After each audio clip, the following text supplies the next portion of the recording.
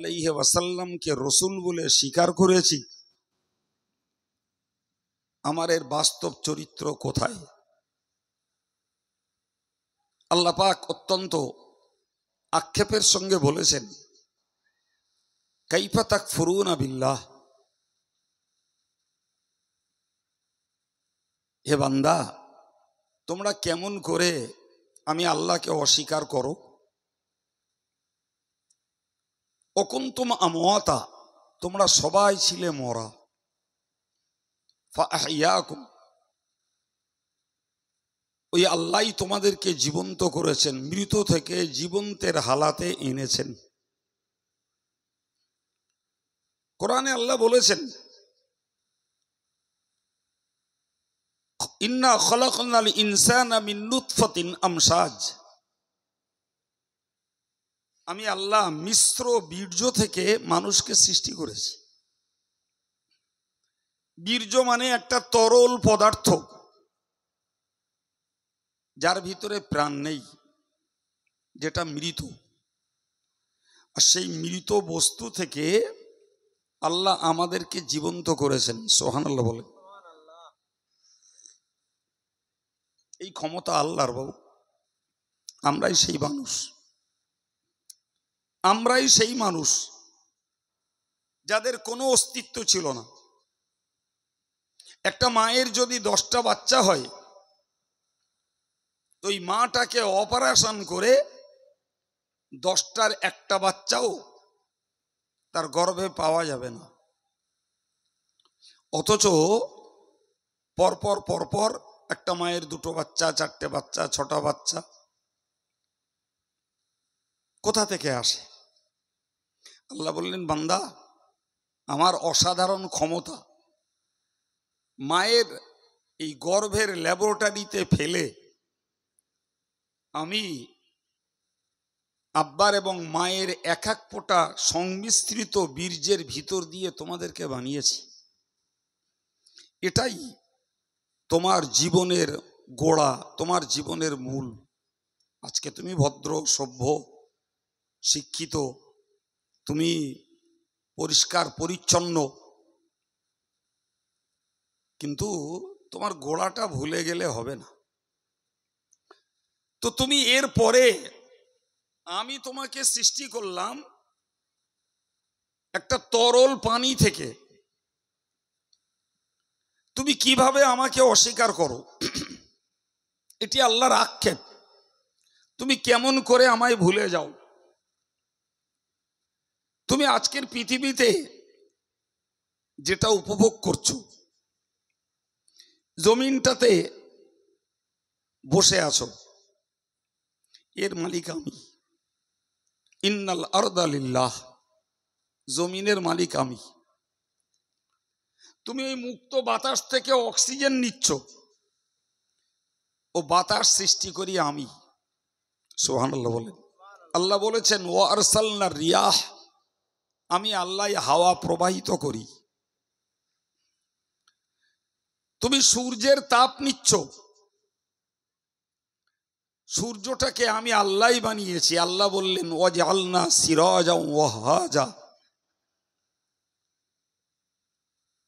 তুমি জমিনের উৎপন্ন ফসল, জমিনে জলকর তৈরি করে মাছ চাষ, জমিনে ভাটা তৈরি করে কোটি কোটি টাকার কারবার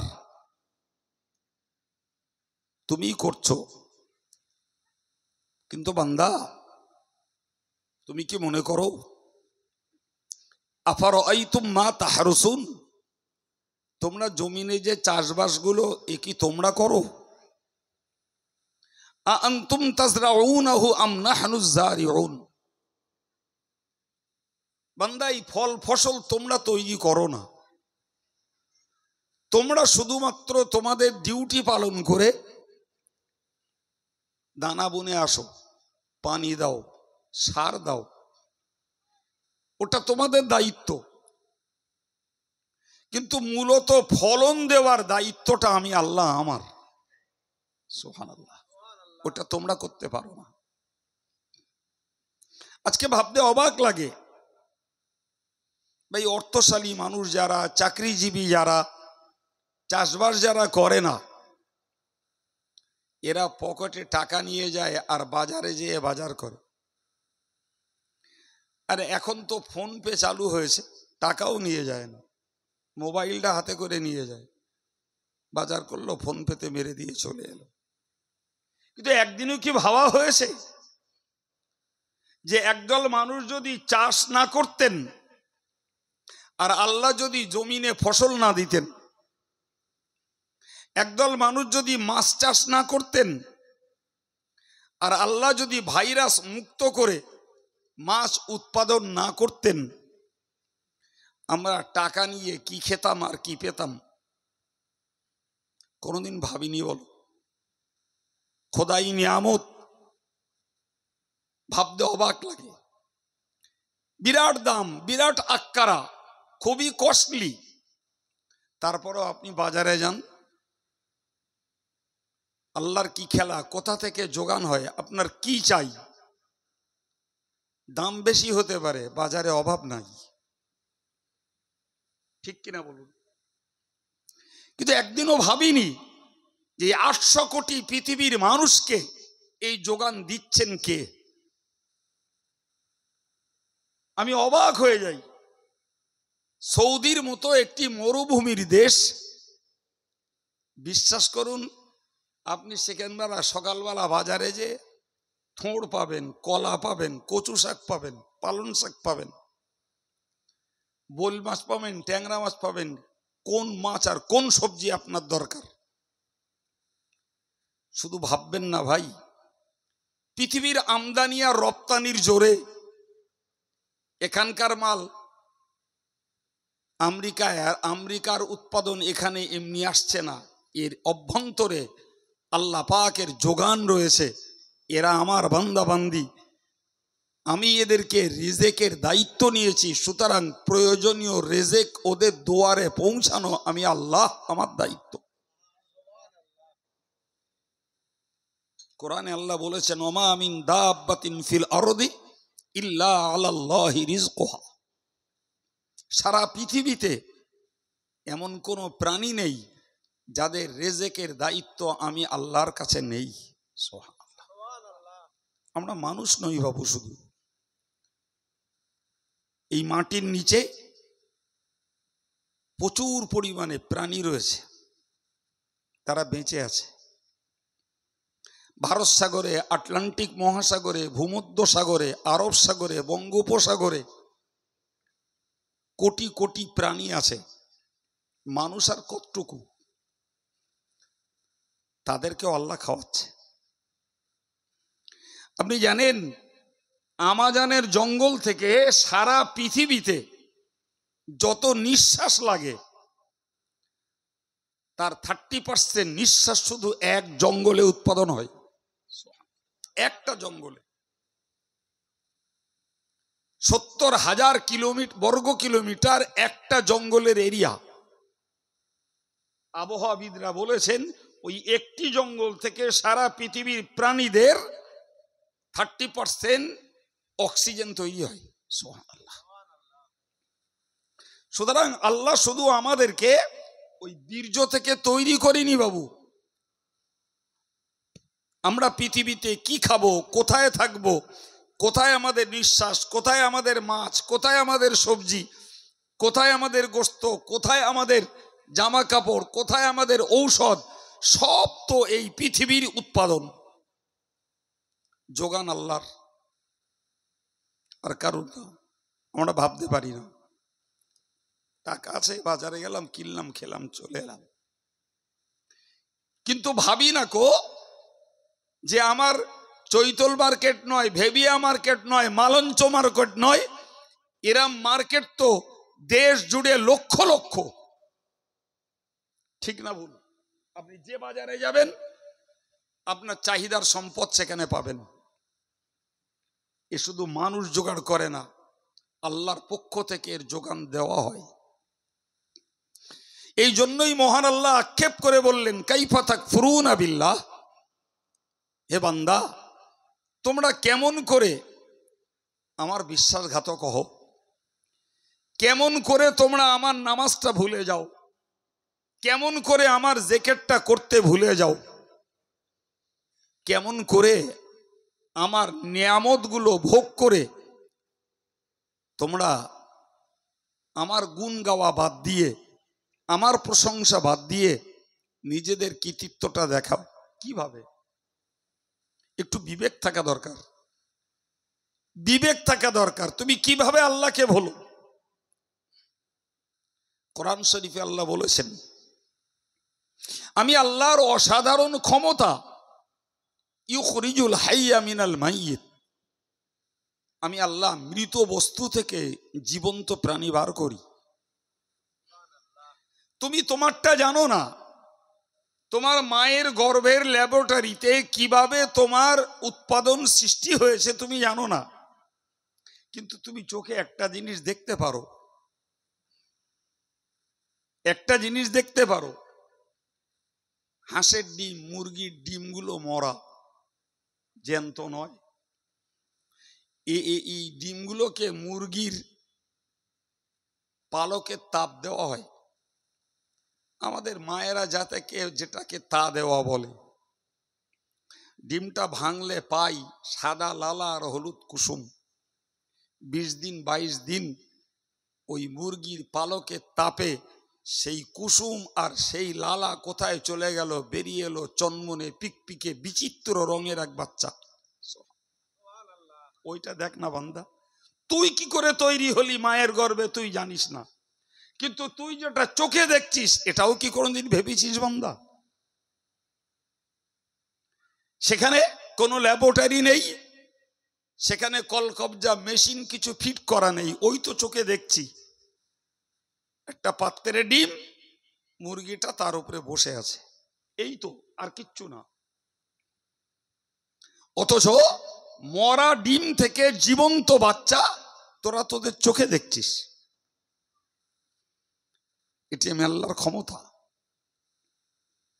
অমুখরিজুল মাইয়িত মিনাল হাই, এটাও বান্দা মনে রাখ, জীবন্ত প্রাণী থেকে মরা বস্তু বার করি, এটাও আর একটা কৃতিত্ব। মরা থেকে যেমন জ্যান্ত বার করাটাও কৃতিত্ব, জীবন্ত থেকে মরা বার করাটাও কৃতিত্ব, একই পর্যায়ে। আপনি বলেন, একটা মায়ের গর্ভে যদি একটা বাচ্চা মারা যায়, তো ডাক্তারি ভাষায় বলে ওকে ডিসি করে বার করতে হয়। তার জন্য সেই মেয়েটার জীবন সংশয়, ব্লিডিং এর ভয়, এবং আল্লাহ যদি বিপদ দেয়, ওই এক বিপদকে কেন্দ্র করে হসপিটাল টু হসপিটাল দৌড়েও কত লোকের কুল হয় না। কিন্তু আপনি বলেন তো, আজন্ম কাল আমরা দেখে আসছি হাঁস আর মুরগির পেট থেকে, পাখির পেট থেকে মরা ডিমগুলো বেরিয়ে আসছে, ডাক্তার লাগে না, ল্যাবরেটরি লাগে না, কোনো মেশিন কিচ্ছু লাগে না, ডিম তো মৃত, ও বেরিয়ে এলো হাঁসের পেট থেকে, ডাক্তারি প্রক্রিয়া ছাড়াই। আমার আল্লাহ বলেছেন, সুম্মা সাবিলা ইয়াসসারা, বান্দারে এই গর্ভ থেকে বার করার রাস্তাকে আমি আল্লাহ সহজ করে দিয়েছি। আমাদের বিশ্বাসের ঘাটতি আর দুর্বলতা আর ডাক্তার বাবুদের ব্যবসা, তাই এক বিষাক্ত প্রক্রিয়া পদ্ধতি চালু হয়েছে, সিজার। বিশ্বাসের ঘাটতি, ডাক্তারদের ব্যবসা। দুম করে বলে দিল সিজার না করলে মা বাচ্চা কারোর রিস্ক নেই, বাড়িওয়ালারা বলে দিল করে ফেলুন, ওদের ব্যবসাটাও হয়ে গেল। দুটো বাচ্চা রিক্সের উপরে নিল, 3 নম্বরটার কোনো পারমিশন নেই, সন্তান প্রজননটাও কমলো। ধান্দাটা সরকারের এই। কিন্তু কোরআন বলছে যে আমি আল্লাহ মায়ের গর্ভ থেকে বাচ্চা বার হওয়া, হাঁস মুরগির পেট থেকে ডিম বার হওয়ার রাস্তাকে আমি আল্লাহ সহজ করে দিয়েছি। সুবহানাল্লাহ বলে। আমার আল্লাহ পাক বললেন, ও বান্দারে মনে রাখো, যেমন মরা থেকে জীবন্ত বার করি, আবার জীবন্ত থেকে মৃত বার করি। ওয়াকাযালিকা তুখরাজুন, অন্য আয়াত পাকে বলেছেন, ও বান্দা তুমি মরে যাবে, তোমাকেও ওইরূপ ভাবে জ্যান্ত করে আমি আবার বার করব। কেমনে তুমি এটা ভুলে যাও? কিভাবে এটাকে অস্বীকার করো? আর কিভাবেই বা সেই আল্লাহর হুকুমকে লঙ্ঘন করে চলো? জেনে রাখো বান্দা, অস্তিত্ব তোমার ছিল না, আমি আল্লাহ তোমাকে অস্তিত্বে এনেছি, কিন্তু এটাই তোমার শেষ নয়। সুম্মা ইউমীতুকুম, আমি আল্লাহ ফের তোমাকে মারব। সুম্মা ইউহয়িকুম, আর মরবে মানে পচে যাবে না, না, আমি আল্লাহ তোমাকে আবার ওই পচনশীল অবস্থা থেকে আবার জীবন্ত করব। বোঝার জন্য যথেষ্ট বাবু। আমরা মেছো এলাকার মানুষ, যথেষ্ট পরিমাণে আমরা বরফ ব্যবহার করি। খুব সহজ কথায়, তরল পানি মেশিনে দিলাম, বরফের চাং তৈরি হল। মেশিন থেকে বরফের চাংটাকে বাইরে বার করলাম, মুক্ত বাতাসে আর রৌদ্রের তাপে গলে আবার পানি হলো। ওই পানিটা তুলে আবার মেশিনে দেবো, আবার বরফ হবে।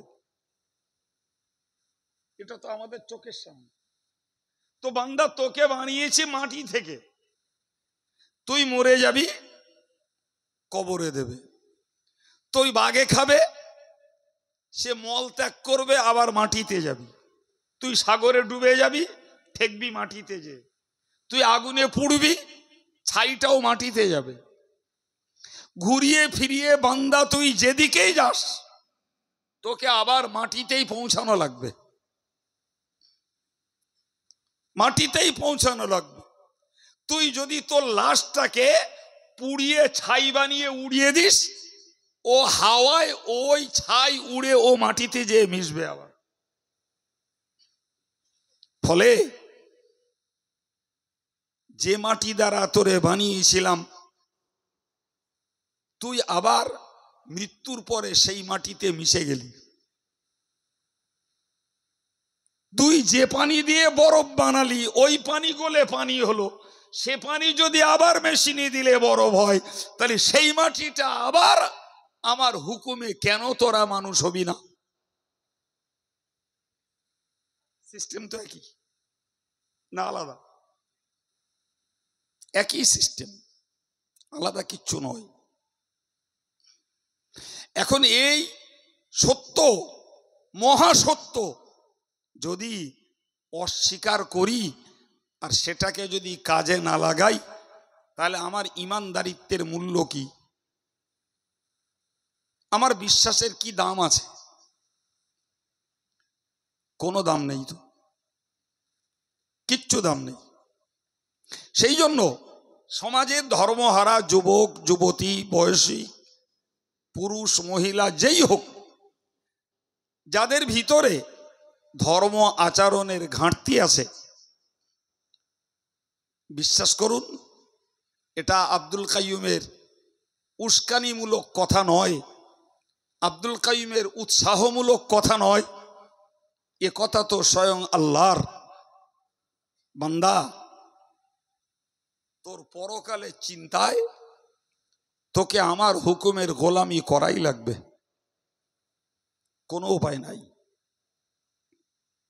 সম্মানিত ভাইরা আমার, যদি কোরআনের এই মহাসত্যকে আমরা বিশ্বাস করি, তাহলে হাফেজ সাহেব আর মৌলানা সাহেবদের তেল মলার আগেই আমরা আমাদের নিজেদের ডিমান্ডে, নিজেদের চাহিদায় খোঁজ করতাম জাননেওয়ালার কাছে, যে আমাকে একটু শিখিয়ে দেন কি কাজ করলে আল্লাহ সন্তুষ্ট হবে, কি কাজ করলে আমি কবরের আযাব থেকে বাঁচতে পারবো, কি কাজ করলে আমি কঠিন সূর্যের তাপের হাসরের দিনে আরশের নিচে জায়গাটা পাবো, কি কাজ করলে আমি জাহান্নামের উপরের পোলটাকে পার হতে পারবো। কারো তেল মলার আগে সচেতন সজাগ ছেলেমেয়েরা নিজেদের চাহিদায়, নিজেদের ভয়ে, নিজেদের বাঁচার স্বার্থে নিজেরা খুঁজে জেনে নিত, শিখে নিত, বুঝে নিত, আর সে মতো চলে মরার পরের অনন্ত কালটা বাঁচতে চেষ্টা করত। আজকে উল্টো হচ্ছে, উল্টো হচ্ছে। নিজস্ব চেষ্টার ভীষণ ভীষণ ঘাটতি, তারপরেও একদল লোক পয়সা দেয়, আর একদল ছেলেরা মেহনত করে, একদল আলেমরা এসে সমাজের মানুষের কাছে ভদ্র ভাষায়, সাধু ভাষায়, নম্র ভাষায় বুঝিয়ে মানুষকে ধর্মের পথে আকৃষ্ট করছে। এরপরেও সমাজের একদল মানুষ ভাবছে এটা বোধহয় এদের একটা ট্রেডিশন, এদের একটা গতানুগতিক ভাব, আর মৌলানাদের পয়সা লোটার একটা ফাঁদ। তা না হলে আমরা যা করছি ঠিকই করছি। নাউজুবিল্লাহ। নিজের চাহিদা তো দূরের কথা, তাদেরকে চাহিদা তৈরি করতে চাইলেও সেটাও একদল লোকের কাছে অপরাধ, সেটাও অপরাধ। তাহলে এরপরে বলুন আমাদের বিশ্বাসটার দাম কি? আমার আল্লাহ পাক কোরআনে বলেছেন, আল্লাযীনা ইউমিনুনা বিল গায়বি, যারা অদৃশ্যকে বিশ্বাস করে। এ প্রিয় ভাইরা আমার, মনে রাখুন, আমি একটি কদর্য ভাষার একটা কথা আপনাদেরকে শেখাই। কেউ যদি মনে করেন কবরের আযাব বিশ্বাস করি না, চোখে দেখতে পাই না, হাসরকে বিশ্বাস করি না, চোখে দেখতে পাই না, আমি জাহান্নাম বিশ্বাস করি না, চোখে দেখতে পাই না, জাহান্নামের উপরে চুলের থেকেও সরু আর হীরার থেকেও ধারালো পোল রয়েছে, ওটা কেউ বিশ্বাস করি না, কারণ ওটা যুক্তিসঙ্গত নয় আর চোখেও দেখা যায় না। আমি সহজে একটা কথা বলছি, এই অদৃশ্যগুলোকে বিশ্বাস যারা না করে, ওই মানুষটার, ওই ছেলেটার হালাল জাদা হওয়াটাও কঠিন। তুমি যাকে আব্বা বলছো, তুমি যাকে আব্বা বলছো, তুমি কি করে জানলে ওইটা তোমার বাপ? কি করে জানলে? তোমার উৎপাদনের সময় তুমি তো হাজির ছিলে না, কেমনে জানলে ওইটা তোমার বাপ? তুমি যাকে বাপ বলছো, এই বাপটাকে স্বীকার করতে হয়েছে তোমার মায়ের কথা শুনে। তোমার মা মিথ্যাবাদী, তোমার মা বেপরদার, তোমার মা গায়িকা, তোমার মা অধার্মিকা, তোমার মা বেলেপনা, বেহায়া। অথচ এরকম একটা বহু দোষে দুষ্ট মায়ের কথা শুনে তুমি একজনকে বাপ বলছো। কথা বলছেন না কেন? তুমি কি জানো তার? তুমি তার কি জানো? যদি সবকিছুকে দেখেই বিশ্বাস করতে হয়, তাহলে নাম্বার 1 তোমাকে হারামজাদা হওয়া লাগবে। তুমি তোমার বাপ দেখো। তোমার মা যদি তোমার বাপ চিনিয়ে থাকে, তোমার মায়ের থেকেও মহাসত্যবাদী রাসূলুল্লাহ, তোমার মায়ের থেকেও মহা চরিত্রের রাসূলুল্লাহ। এগো ছেলে, এগো মেয়ে, তোমার মায়ের কথা তোমার কাছে বিশ্বাস হচ্ছে, আর চির সত্যবাদী নবীর কথা তোমার কাছে বিশ্বাস হয় না। তোমার খোদ মালিক আল্লাহ, যিনি তোমায় সৃষ্টি করেছেন, খাবার যোগান দিচ্ছেন, নিঃশ্বাসের যোগান দিচ্ছেন, তোমার সুস্থতার জীবন, আয় উন্নতির জীবন, বিবি বাচ্চার জীবন, শান্তির সংসার যে মালিক তোমাকে দিচ্ছেন, সেই মালিকের কথা তোমার কাছে বিশ্বাস হয় না? তাহলে তোমার বিশ্বাসের দাম কি? আমি একদিকে যেমন ধার্মিক ভাইদের উৎসাহিত করতে চাচ্ছি যে আমরা যারা ধর্ম করছি নিঃসন্দেহে কোরআন হাদিসের আলোকের একটা সঠিক সিদ্ধান্তের উপরে আমরা চলছি, কিন্তু যারা ধর্ম করছেন না তাদের ব্যাপারেই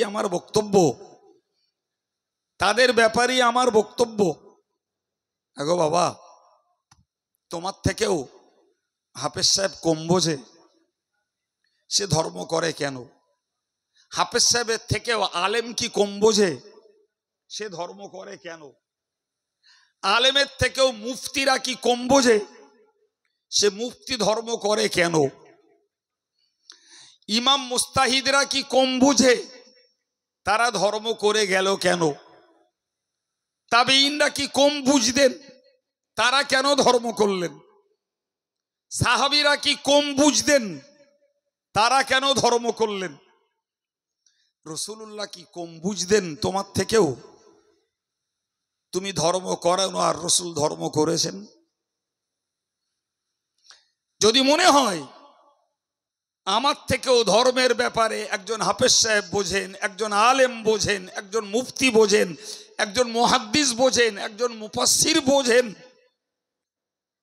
আমার থেকেও বিশ্বজোড়া ইমামেরা, মুজতাহিদরা, তাবেঈনরা, তাবা তাবেঈনরা, সাহাবীরা, মুহাদ্দিসরা নিঃসন্দেহে ধর্ম বেশি বোঝে, তাহলে তারা যখন ধর্ম করে গেছেন, বাকিদের ধর্ম করাটা এটাই ছিল যুক্তিসঙ্গত বুদ্ধিমত্তার কাজ।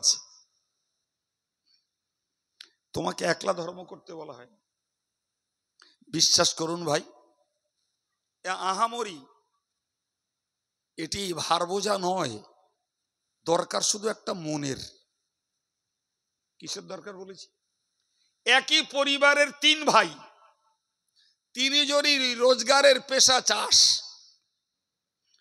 একজন চাষ করে সংসার চালায়, ছেলে মেয়ে বিয়ে দেয়, নিজে নামাজ কালাম পড়ে, জেকের আজকার দোয়া কালাম তসবিহ তাহলিল সব করে। আর এক ভাই সমপরিমাণ জমি নিয়ে চাষ করে, তারও সংসার, তারও ছেলে মেয়েদের বিয়ে থাওয়া, আত্মীয়তার ভার রক্ষা সব চলছে, লোকটা শুধু জুমা পড়ে। 3 নম্বর আর একটা ভাই সমপরিমাণ জমি, সম চাষি, আত্মীয় স্বজন, লৌকিকতা কুটুম্বিতে তারও চলছে, সে ধর্মের অন্য কিচ্ছু করে না, জুমাটাও পড়ে না, ধর্মের কোনো আখলাক তার কাছে নাই। একই মায়ের 3টে সন্তান, 3টের 3 হাল। এবার আপনি ভাবুন, যারা ধর্ম করছে না ভাই, ওর কাছে টাকার অভাব নয়, ওর কাছে ফসল উৎপাদনের অভাব নয়, ওর কাছে রোগের কারণ নয়, আত্মীয় কুটুম্বিতার ঝামেলাটা নয়, মূলত ওর কাছে ঘাটতি একটা সুন্দর মনের। মন যদি ওর থাকতো, তাহলে ওর ভাই যখন একই চাষ করে একই সিস্টেমে সংসার চালিয়ে পূর্ণ ধার্মিক, তাহলে বাকি দুটো মনটা থাকলে সেও পূর্ণ ধার্মিক হতে পারত। দরকার একটা মনের অভাব, আর কিচ্ছু না ভাই। যে কাজটাকে মন দিয়ে করা হয় কঠিন কাজ সহজ হয়, আর যে কাজ করার এনার্জি নেই জোর করে করতে দিলে সহজ কাজ কঠিন হয়ে যায়। এটাই সিস্টেম, এটাই নিয়ম। সুতরাং আমরা ধর্মটাকে ভালোবাসতে শিখি, এটাকে মহব্বত করতে শিখি। মন দিয়ে যদি আমরা ধর্মটাকে মহব্বত করতে পারি, দেখবেন ধর্ম করা সহজ। পৌষ মাসের কনকনে ঠান্ডায় শীতের ভয়ে টলটলে 22 বছরের যুবকটা টাটকা করে লেপ মুড়ি দিচ্ছে, আর 80 বছরের বুড়ো আর বুড়ি ঠক ঠক করে কাঁপতে কাঁপতে উঠে উজু করে নামাজ পড়ছে। কি মনে হচ্ছে গল্প? হে ছেলে, তুমি এটাকে ভাবো, এটাকে মূল্যায়ন করো যে 80 বছরের ওই বৃদ্ধ বৃদ্ধা কেমনে ঠান্ডাকে উপেক্ষা করে ঠান্ডা পানিতে উজু করে নামাজ পড়তে পারছে, আর আমি কোন দুর্বলতায়, কোন কাপুরুষতায় শীতের ভয়ে আজান কানে ঢুকেছে তারপরেও নতুন করে লেপ মুড়ি দিচ্ছি। ঘাটতিটা কোথায়? ঘাটতিটা একটা মনের, ঘাটতিটা মহাব্বতের, ঘাটতিটা ভালোবাসার, ঘাটতিটা বিশ্বাসের ঘাটতি, ঘাটতিটা পরকালের প্রতি অনাস্থা। ভাই, এভাবে জীবন চালিয়ে আল্লাহর কাছে নিজের ইমানদারিত্বের পরিচয় দেওয়া যাবে না বাবা। আল্লাহর কাছে নিজেকে প্রিয় করে গড়ে তোলা যাবে না। আমি যুব সমাজকে বলবো, মাতিন সাহেব সম্ভবত আপনাদেরকে বলেছেন কোরআন শিক্ষার ব্যাপারে, দিন শিক্ষার ব্যাপারে। আমি যুবকগুলোকে বলবো, আজকের যুবক কালকের বৃদ্ধ, পরশু মৃত্যু। ফলে আমাদেরকে প্রয়োজনীয় শিক্ষা এবং শিক্ষা অনুপাতে নিজেদের আমলের জীবনটাকে গড়ার মতো একটা জেদ, একটা মানসিকতা, একটা আগ্রহ আমার যুবকদের ভিতরে তৈরি হওয়া দরকার। তাহলে আজকে যেমন কিছু বৈষয়িক বৃদ্ধ মানুষকে ধর্ম করতে দেখছি, এই প্রথা চললে আজকের যুবকগুলো যখন বৃদ্ধ হবে তখনও সমাজে কিছু ধার্মিক পাওয়া যাবে। আর যদি এই চেষ্টা না করা হয় তাহলে এমন দিন আসবে যে সমাজে প্রকৃত ধার্মিকের অভাব হয়ে পড়বে। সুন্দর ঝিকঝাক চিকচাক মসজিদ থাকবে, মাদ্রাসা থাকবে, ইসলাম থাকবে, কিন্তু কাজ করার লোক থাকবে না বাপ। অন্তত এই জাতীয় ব্যয়বহুল মজলিসগুলো থেকে আমরা এরকম একটা মন তৈরি করি, কেউ ব্যক্তিগতভাবে করি, আর গার্জিয়ানরা তারা তাদের অভিভাবক হিসাবে বাচ্চাগুলোকে একটু তৈরি করার উদ্যোগ নেই। তাহলে আমাদের এই খরচের কিছু শোধ উঠবে, যে আমরা আমাদের সমাজের 10% হলেও উন্নতি করতে পেরেছি, 10% ছেলেদেরকে নামাজি বানাতে পেরেছি, 20% ছেলেদেরকে আমরা কোরআন শেখাতে পেরেছি, কিংবা আমার সমাজের মেয়েদেরকে আমরা পর্দা আবৃতা করতে পেরেছি। কিছু মনের তৃপ্তি পাওয়া যাবে যে আমরা হাড়ভাঙা খাটনির পয়সা দিয়ে ইসলামী জ্ঞান চর্চার পরিবেশ তৈরি করে আমাদের সমাজের কিছু উন্নতি আমরা ভোগ করতে পারছি। তবেই মানসিক শান্তি মিলবে। দরুদ শরীফ আল্লাহুম্মা।